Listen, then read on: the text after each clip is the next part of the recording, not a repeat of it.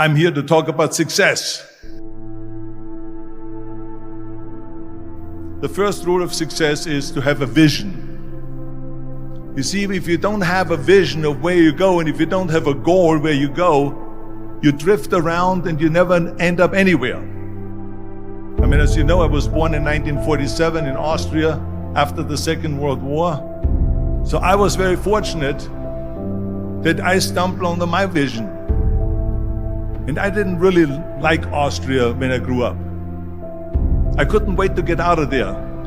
I couldn't see myself becoming a farmer or a worker in a factory or anything like that.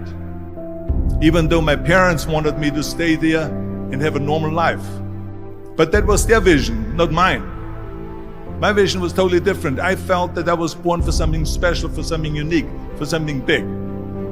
Then one day I went to school. I remember I was 11 years old, and they showed a documentary about America. And there they showed in this documentary the huge skyscrapers, the high-rises, the huge bridges, the 6-lane freeways, and all of this stuff. And I said to myself, that's where I want to be. I don't want to be around here with these little farmhouses and these little buildings. I want to be in America. One day after school, I walked by a store in Graz.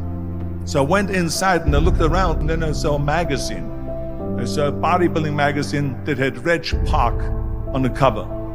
Reg Park was then a 3-time Mr. Universe. And I saw him on the big screen as Hercules. I read that and I said to myself, wow, this is the blueprint for my life. This is exactly what I want to do. I want to become a bodybuilding champion just like Reg Park. I want to get into movies just like Reg Park. And I want to make millions of dollars and be rich and famous just like Reg Park. Do you know how great it felt that I knew where I was going? Imagine the majority of people don't know where they're going. I knew where I was going, that I'm going to become this bodybuilding champion just like him. So it was just a question of how do you do it? I was so relieved, because when you have a goal, when you have a vision, everything becomes easy. So people always ask me, when they saw me in the gym in the pumping iron days, they say, why is it that you're working out so hard? 5 hours a day, 6 hours a day, and you have always a smile on your face. And I told people all the time, I said, because to me, I'm shooting for a goal. In front of me is the Mr. Universe title. So every rep that I do gets me closer to accomplishing that goal, to make this goal, this vision turn into reality.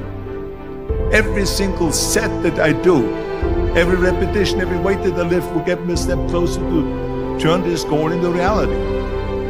So I couldn't wait to do another 500-pound squat. I couldn't wait to do another 500-pound bench press. I couldn't wait to do another 2,000 reps of sit-ups. I couldn't wait for the next exercise. At the age of 20, I went to London and I won the Mr. Universe contest as the youngest Mr. Universe ever. And it was because I had a goal. So let me tell you something, visualizing a goal and going after it makes it fun. You got to have a purpose no matter what you do in life. You got to have a purpose.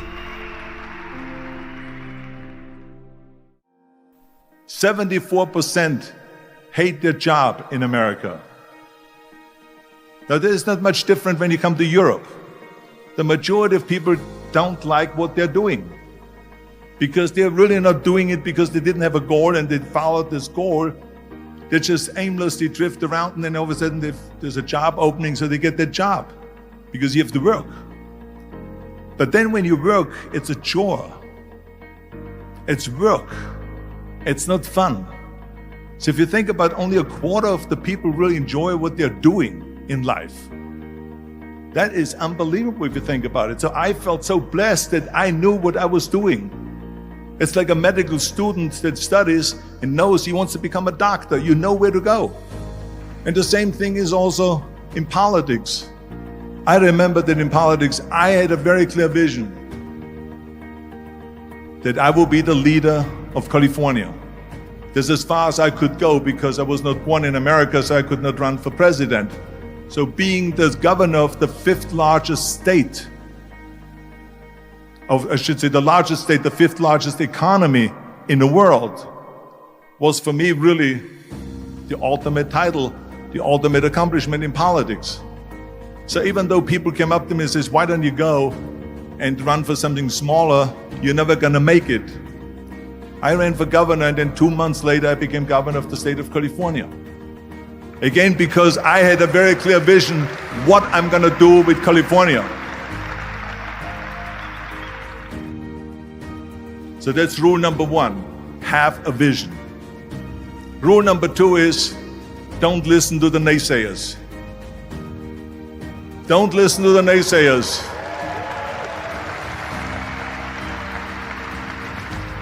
Everything I ever did, the thing that I heard out of people's mouth was, that's impossible. That can't be done. Or no.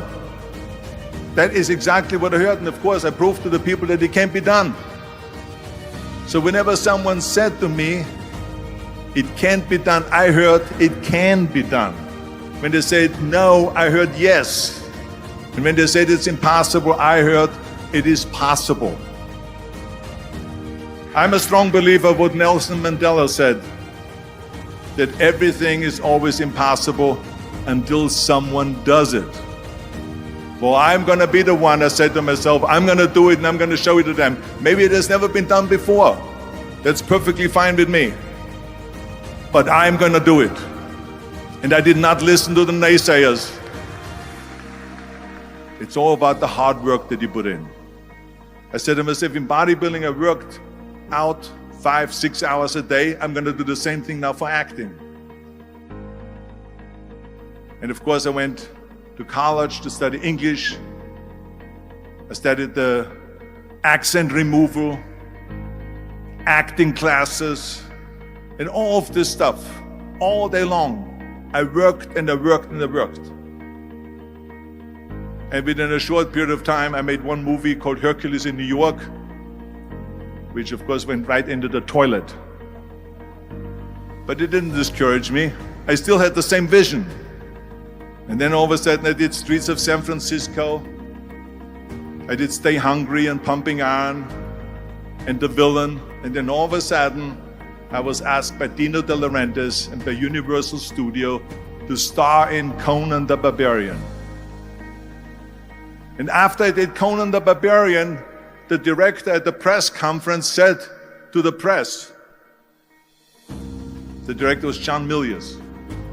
He said to the press, if we wouldn't have had Arnold, we would have had to build one.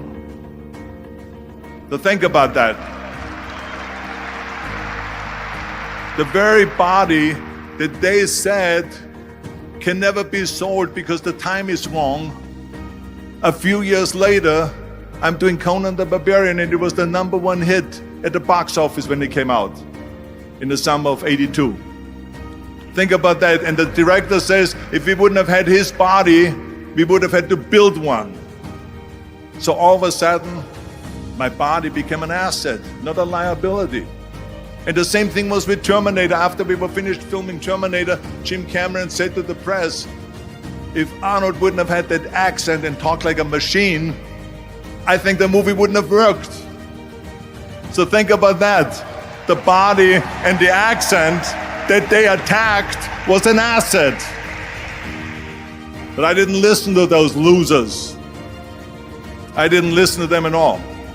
It's just the reality of it is that you cannot listen to the naysayers. So this is a very important lesson for all of you. So when someone says, no, this is a stupid idea, you in your mind, you don't have to say it, but in your mind just say to yourself, you're an asshole.